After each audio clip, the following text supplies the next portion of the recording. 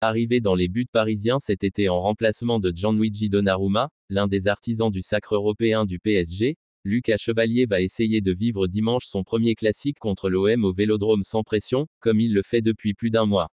J'ai hâte, j'ai connu le Vélodrome avec Lille mais c'est sûr qu'un Marseille-Paris, c'est différent. Quand je regardais le plus classique plus jeune, je me disais que c'est pas mal pour un joueur, rien que pour que l'ambiance. C'est une atmosphère hostile que j'apprécie, on va arriver là-bas pour gagner, a-t-il expliqué dans les couloirs du Parc des Princes après le large succès contre l'Atalanta Bergame mercredi en Ligue des Champions 4-0.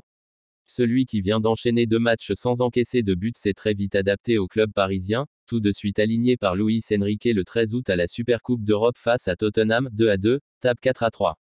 Mercredi pour son premier match de Ligue des Champions avec le PSG, le gardien, connu pour ses talents balle au pied, n'a pas eu à s'employer sur sa ligne mais a beaucoup participé au jeu, le ralentissant parfois.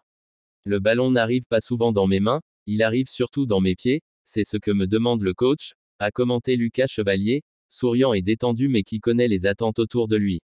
Profil différent, garçon posé, dosant bien modestie et ambition légitime, il a tapé dans l'œil des recruteurs parisiens lors des 10 rencontres qu'il a disputées en Ligue des Champions la saison dernière avec Lille, en particulier son impressionnant arrêt réflexe face à la Juventus en novembre. Dans le viseur du PSG, qui a voulu se séparer de Gidjo, malgré les services rendus en Ligue des Champions, le nordiste né à Calais a signé jusqu'en 2030 cet été moyennant 40 millions d'euros après 3 offres successives pour convaincre Lille, son club formateur où il a passé 3 saisons réussies. Le PSG cherchait un profil différent, avec un gardien au jeu au pied irréprochable, notamment pour les relances aériennes. Nous voulons un joueur qui a de la continuité, qui peut générer une supériorité, qui peut prendre les bonnes décisions en fonction de la façon de presser des adversaires, et d'où se trouvent les solutions avec le ballon, a expliqué en août Luis Enrique, qui a fait de lui son gardien N1 devant Matvei Safonov et Renato Marin.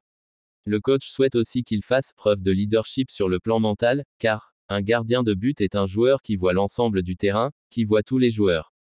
Je me régale. En arrivant au PSG, le portier N2 des Bleus, 23 ans, a complètement changé de dimension, le centre d'entraînement, la couverture médiatique, le staff et ses coéquipiers, sans qu'aucune appréhension ne se lise sur son visage.